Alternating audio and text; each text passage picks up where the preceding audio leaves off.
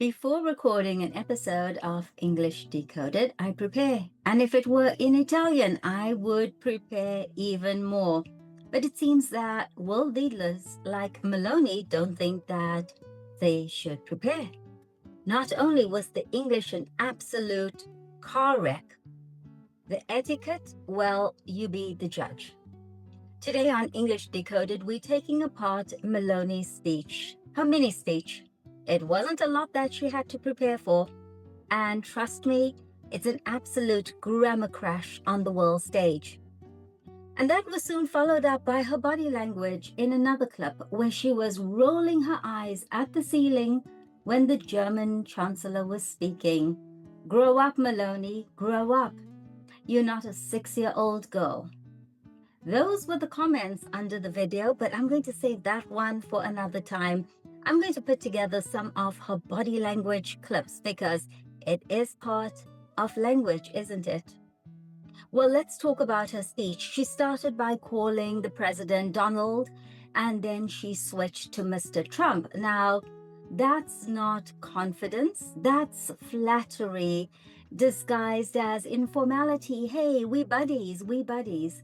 But is it really appropriate? In your opinion, should she have called him Donald?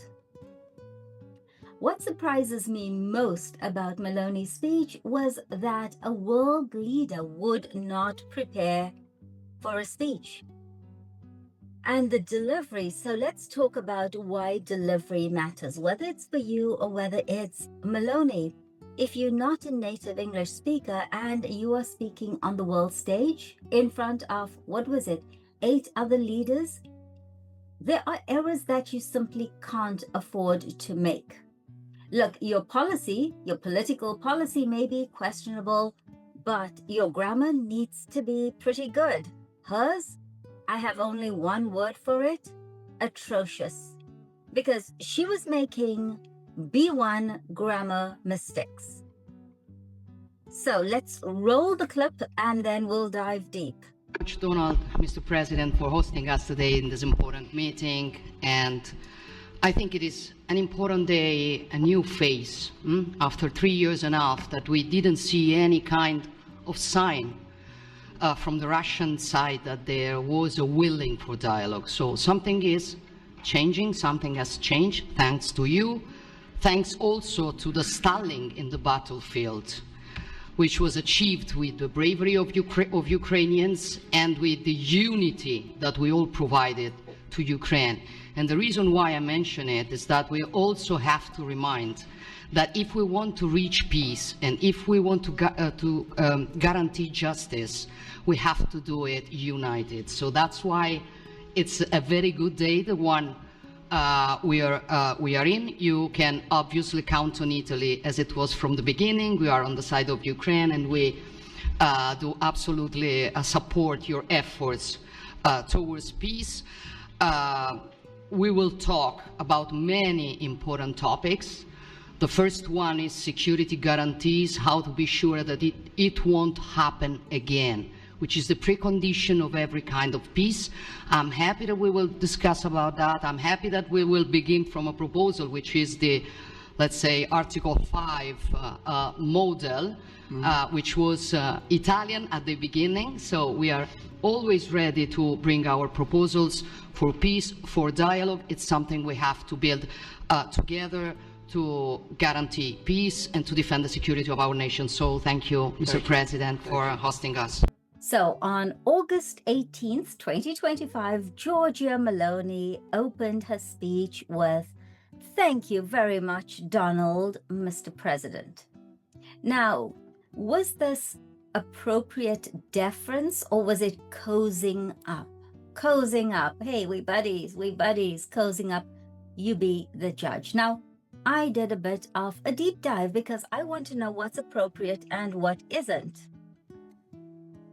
So basically, by US protocol, you lead with Mr. President or President Trump on the first reference, not Donald on line 1. And you know what? If she really wanted to impress, a stronger rewrite would have been, "Mr. President, thank you. President Trump, today's meeting matters for Europe, instead of, hey, Donald, like she's talking to Donald Duck. And as we go along, I want to know what about this clip really spoke to you. Was it the realization that even world leaders are not perfect when it comes to speaking a second language? Do you think that she should have just stuck to her native language? Or are you saying, high five, girl, you go for actually trying to speak English? But that's it. She was trying. At her level, she should have aced it. Now, a huge grammar error that really annoyed me was she said 3 years and a half. This telegraphs L1 Italian structure. 3 years and a half. Sorry, Meloni, it's wrong. Absolutely wrong. It should have been 3.5 years. Honestly, this is basic B1. So, what she was saying was that for 3.5 years, Russia offered no dialogue. 3.5 years. Not 3 years and a half, Meloni. Come on, basic B1. And then it got worse. It got worse. She really showed how poor her English was because she said a willing for dialogue, and this just really jars. It jars in English. It should have been, there's a willingness to negotiate in Moscow. There's a willingness for dialogue. Come on, Meloni, get yourself a scriptwriter. Use ChatGPT. It's free. Oh, and then she used this horrible word, which was pronounced so badly, I had to check 3 times. She said the stalling in the battlefield. And this sounds temporary, it sounds passive, right? What would it take for that statement to be stronger? Instead of saying they're stalling in the battlefield, how about Ukrainian forces blunted the Russian offensive? To be honest, she was just speaking in words, but very, very little awareness of how choice of words projects an image. Meloni is a world leader. It's not about putting on a pair of pants and pretending that you're leading the room. No, no, no. Every word that you say matters. The choice of word matters. So instead of stalling, she could have said they're fighting back. They are holding the line. So my thought is, while she was getting that fabulous blow dry, she could have read her script multiple times. She could have also asked someone to just grammar check it. What's it called? Let me think. Grammarly, Meloni? Grammarly? It's free. And then she makes this horrendous error. Remind and remember. She said, we have to remind, when she meant remember. Now, this is a classic ESL slip, but she is Prime Minister, so what's the difference? Remember, it's keep in mind. Remind, you make someone else remember. So she was trying to say something about, we must remember justice. We must remember blah, blah, blah. Not we must remind. I'm going to remind you. But for me, I must remember. And then she said, we have to do it united. Not a total disaster, not as bad as some of the others, but it's clunky. It's not elegant. She could have said, we need a united front with NATO and the EU. We need a united front. Oh, this one was kind of inexcusable. Discuss about. Discuss about. We all know this is wrong in English because discuss takes a direct object. You just discuss something. Discuss about is always, always, always wrong, Meloni. Always wrong. Just discuss something. I mean, to be honest, I found it very difficult to take someone seriously when they are so ill-prepared. It's like, I don't give a damn. I don't even have to write a speech. I don't have to check my grammar.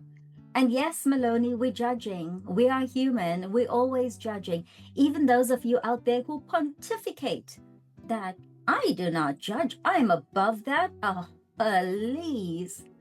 You judging.